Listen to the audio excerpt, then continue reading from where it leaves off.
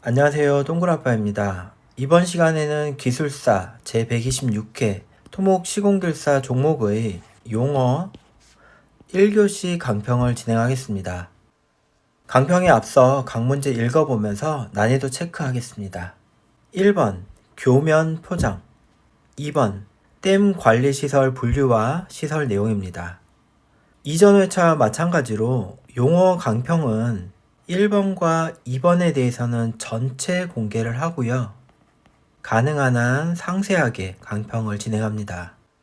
반면 3번부터 13번까지는 개요와 대제목, 중제목 정도만 공개하고 필요한 경우는 키워드 위주로만 진행합니다. 모범 답안이 필요하신 분들께서는 동굴아빠의 강평과 소음서 등을 참고해서 모범 답안을 작성해 보시거나 이후에 동굴아빠의 모범 답안을 구매하셔서 참고해 보시면 되겠습니다. 문제 이어서 확인합니다. 3번 시설물의 성능평가 방법인데 시설물의 안전 및 유지관리에 관한 특별법을 기준해라. 이어서 4번 사방댐 5번은 터널의 배수 방식, 배수 형식 6번 흙막이 가시설의 버팀보 공법과 어스앵커 공법의 비교 7번 쇼크리트의 리바운드, 나틈 써있고요. 이어서 8번 시멘트 콘크리트 포장의 줄눈 종류 및 특징 9번 프리스트레스드 콘크리트 PSC의 긴장 프리스트레싱 나왔습니다. 이어서 10번 건설공사의 위험성 평가 11번 표준관입시험 SPT이고요. 스탠다드 페네트레이션 테스트입니다. 12번 유선망 플로우넷 마지막 13번 가설구조물 설계 변경 요청 대상 및 절차 산업안전보건법이라고 나왔습니다. 이어서 1번부터 강평 진행하겠습니다.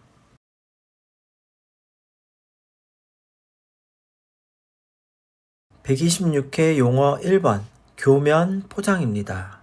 대제목 1번은 개요입니다.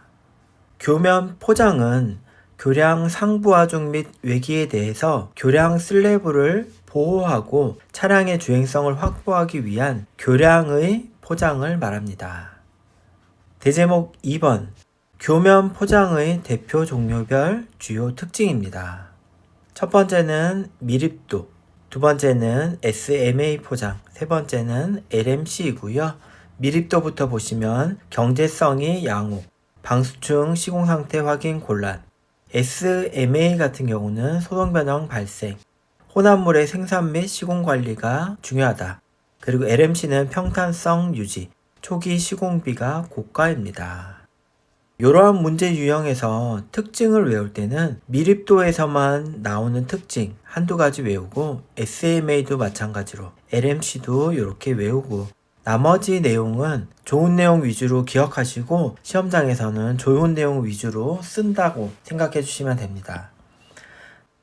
대제목 3번은 교면 포장의 단면도 및 역할입니다. 교량의 상판이 있을 때 그 위층으로 접착층, 방수층, 그리고 기층, 테코팅과 표층으로 이루어집니다. 동그라빠 같은 경우는 표, 기, 방, 접으로 외웠는데 이렇게 외우셔도 되고 아니면 본인만의 스타일로 외우셔도 됩니다. 개요도 그리실 때 이렇게 치수 정도 써주시면 좋습니다. 우측에는 역할을 쓰는데 역할은 교량 슬라브와의 부착, 휘붕력 저항, 주행성 확보, 방수 성능, 부식 방지, 강도 보존 등이 됩니다. 이어서 4번 교면 포장의 구성 요소 및 시공 시 유의사항입니다. 첫 번째는 교면 처리입니다. 교량 상판의 이 부분을 말하는 게 되겠죠.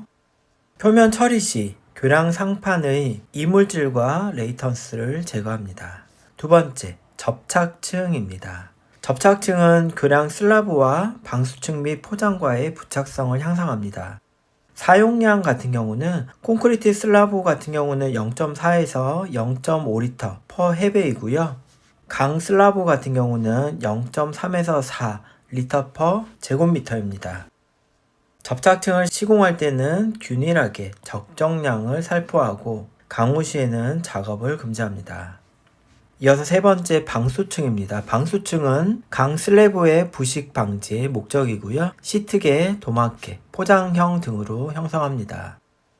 네 번째는 교면 포장에 사용되는 혼합물의 종류인데 혼합물은 가열, 구스, 고무 혼입 아스팔트 등을 사용합니다. 동그라바는 지금 현재 답안 형태를 교면 포장의 주요 특징을 이렇게 구분해서 쓰고 교면 포장의 일반 사항에 대해서 이렇게 쓴 형태가 되겠는데 이러한 형태도 좋고 아니면은 이렇게 서브노트에 나와 있는 것처럼 표 형태로 해서 교면 포장의 대표 형태에 대한 개요와 특징, 시공식 유의사항 이런 식으로 표로 가져가셔도 좋은 답안 형태가 되겠습니다.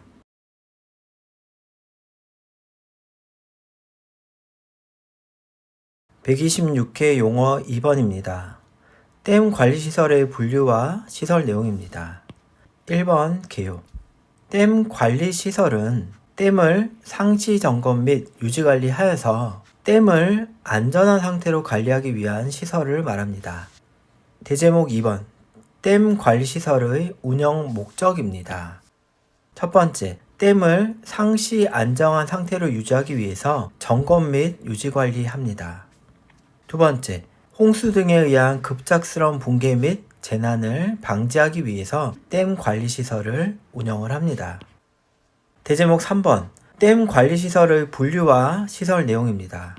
대제목에 댐 관리시설이라고 쓰면은 더 좋겠습니다.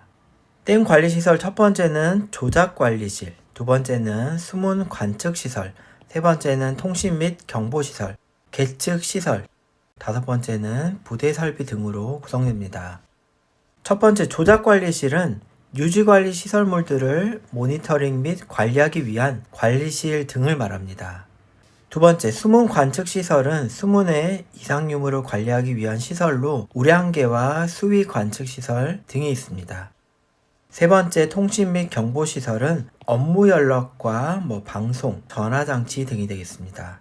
계측시설은 계측기에 대한 이상 유무를 파악하는 변이, 누수계 등이 되겠고 다섯 번째 부대시설은 각 시설물을 유지관리하기 위한 보조적인 시설물로 관리사무소와 전기시설, 예비동력 설비 등이 있겠습니다.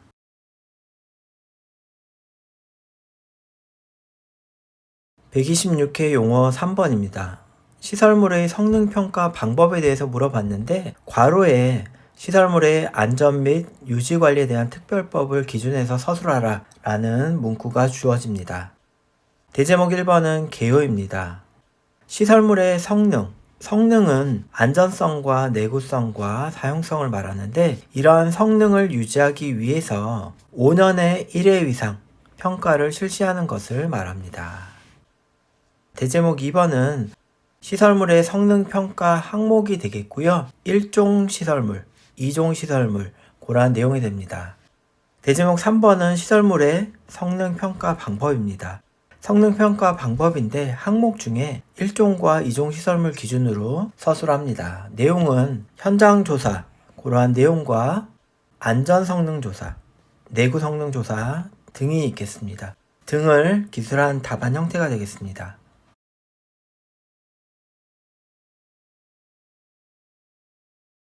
126회 용어 4번 사방댐입니다.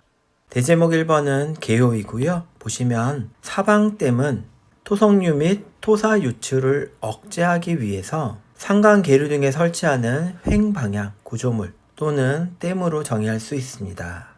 대제목 2번은 사방댐 설계 시 고려사항에서 설계 시 사방댐의 형식을 선정하는 방법, 규모를 선정하는 방법, 위치를 선정하는 방법입니다. 시공결사인데 왜 설계 부분을 쓰냐라고 할 수 있겠는데 설계 부분이 중요해서 평소에 학습했다가 써두면은 분명히 플러스 알파의 가산점이 있다라고 생각을 하기 때문입니다. 이어서 대제목 3번은 사방댐 시공 시 고려사항이 되겠고요. 터파기 부분, 그리고 지지력 확보 부분, 그리고 설치 구조 세목, 그리고 비탈 경사 그러한 부분의 내용을 기술해 줍니다.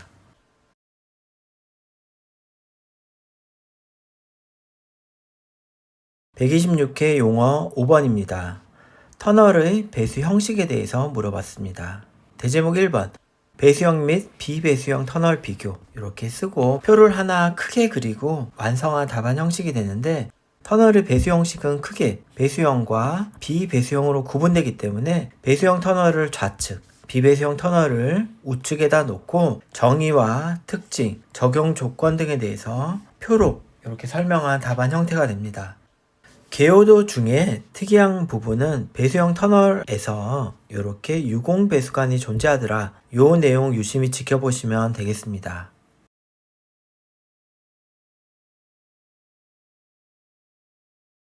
126회 용어 6번입니다.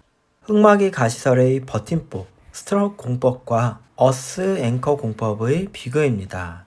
6번 문제도 마찬가지로 쓸 내용이 많기 때문에 표 형식으로 적용해 보았는데요. 좌측은 스트럭 공법, 먼저 물어본 게 좌측으로 가고, 우측은 어스 앵커 공법 물어본 두 번째가 우측으로 갑니다. 비교 항목은 시공 개요와 장점, 단점, 적용 범위가 됩니다. 시공 개요에서 보시면 표의 좌측이 스트럿이기 때문에 스트럿을 좌측에 위치시키고, 어스 앵커가 우측이기 때문에 어스 앵커를 그림 우측에 그려줍니다. 시공 개요는 각 공법에 맞게 이렇게 키워드 위주로 써주면 됩니다. 그리고 이어서는 장점, 단점, 그리고 적용 범위에 대해서 기술하고 답안을 완성한 사례가 되겠습니다.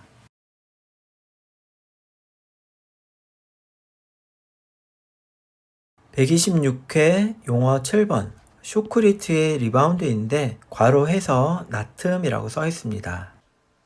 나툼 터널에서 쇼크리트를 적용할 때 리바운드에 대해서 써봐라, 이러한 내용이 되겠습니다. 대제목 1번은 개요입니다. 쇼크리트 리바운드는 나툼 터널 굴착 직후 또는 지보재 설치 후에 쇼크리트 시공 시 벽면에 부착되지 못하고 떨어져 나오는 현상을 말합니다. 출제위원이 물어본 쇼크리트 리바운드라는 내용을 쓰고 나툼 터널에서 언제 발생하는지까지, 그리고 어떤 현상인지까지 개요에 친절하게 써줍니다. 대제목 2번은 쇼크리트 역할 및 반발률 산정 방법이고, 개요도와 같이 역할을 쓰고 반발률 산정 방법을 이렇게 공식을 기술해 줍니다. 이어서 대제목 3번은 쇼크리트 리바운드의 저감 방안인데, 재료 및 배합적 방안과 그리고 시공적 방안으로 구분해서 관련 기준을 이렇게 수치를 활용해서 써주고, 그리고 시공적 방안에서는 해당 그래프와 그림, 그리고 시공 온도와 분사 방향, 분사 앞 등에 대해서 수치를 기준해서 작성을 해주면 좋은 답안 형태가 되겠습니다.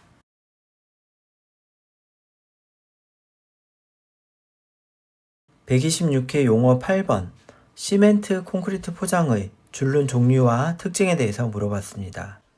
대제목 1번은 개요입니다.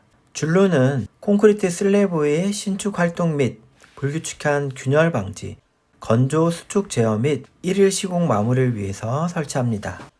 자, 신축 활동 방지, 균열 방지, 건조 수축 방지, 일일 시공 마무리 위해 이렇게 내용을 썼는데, 앞으로 기술할 이런 이음의 순서에 해당한다, 이렇게 봐주셔도 됩니다. 대제목 2번은 시멘트 콘크리트 포장의 줄눈 종류와 특징, 물어본 문제에 대한 답이 됩니다. 첫 번째는 세로 줄눈이고요. 좌측에 개요도와 우측에는 내용을 쓰는데 위치와 간격, 시기, 설치 시기, 그리고 설치 방법, 그리고 설치 기능이 됩니다.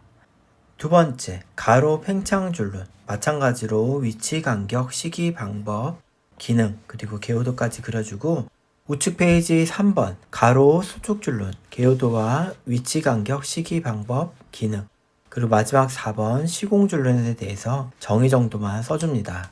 시험장에서 이렇게 개요도와 내용을 다 쓰기 힘든 경우는 이 중에 한두 개 정도만 개요도를 그려주시면 됩니다.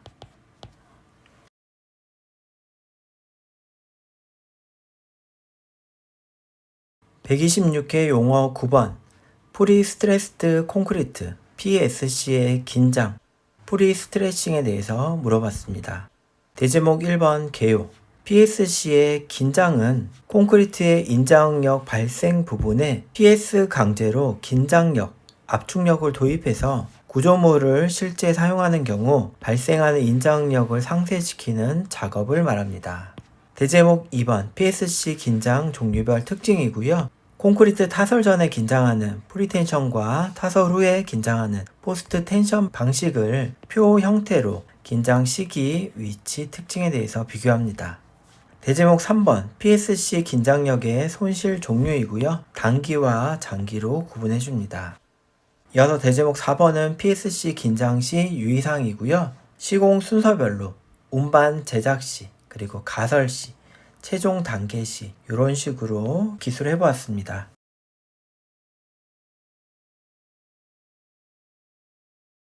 (126회) 용어 10번 건설공사의 위험성 평가입니다.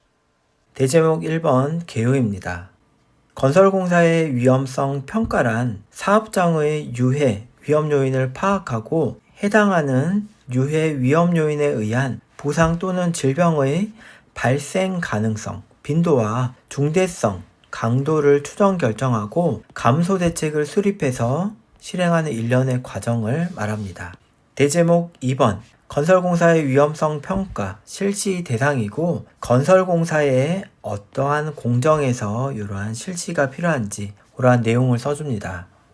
이어서는 대제목 3번 건설공사의 위험성 평가 절차 및 방법입니다.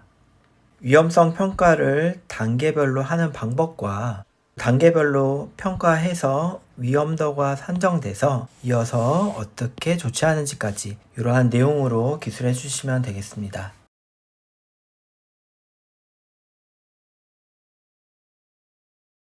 (126회) 용어 11번 표준 간입시험 SPT에 대해서 물어보았습니다.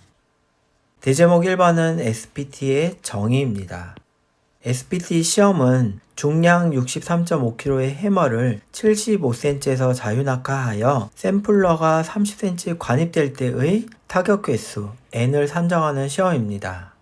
SPT는 교란시로 획득 목적으로 수행하는 원위치 시험입니다. 대제목 2번은 SPT의 시험 목적, 공통 목적과 사질도, 점성토에 대해서 기록해 줍니다.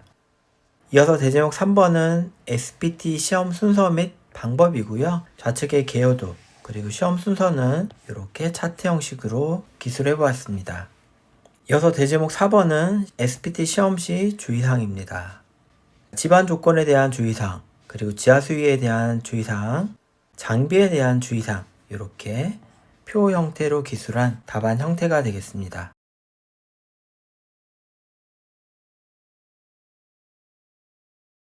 (126회) 용어 12번 유선망입니다. 대제목 1번 유선망의 정의입니다.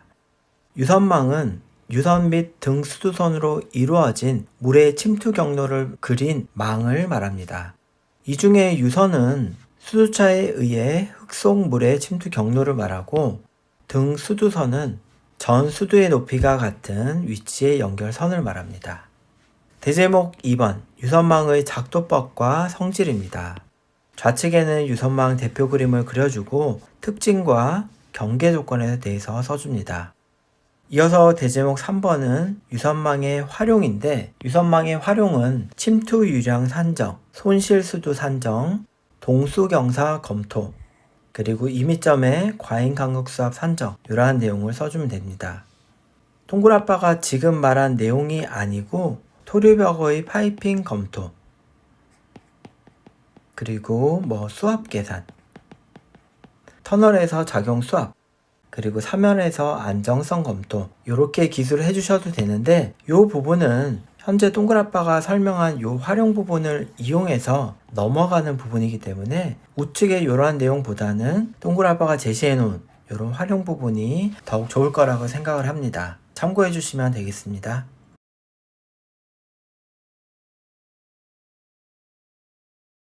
가설 구조물의 설계 변경 요청 대상 및 절차인데 산업안전보건법 기준이다 라고 문제가 나왔습니다. 대제목 1번은 개요입니다. 건설공사 도급인은 해당 건설공사 중 가설 구조물의 붕괴 등으로 산업재해가 발생할 위험이 있다고 판단되면은 건축, 토목 분야 전문가의 의견을 들어서 발주자에게 설계 변경을 요청할 수 있습니다. 법 제71조 기준입니다.